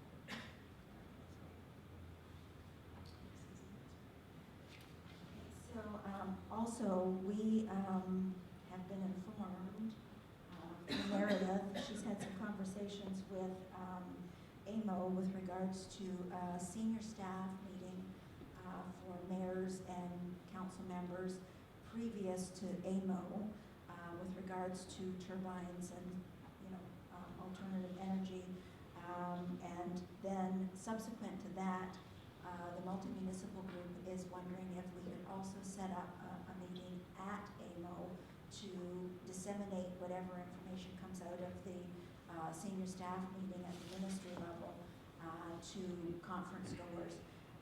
And in doing that, we would have to rent a room of some sort. We have been told by Robert Quaid from Prince Edward County and from Stuart Halliday, Deputy Mayor of Bray Highlands, that they would happy to share the cost of the room with us. So I'm asking council if they have an appetite to spend some money to be able to do this. Okay, so would we get a report back on that? Or I guess this is pretty time sensitive though, and in light of the possibility we might push a council meeting back.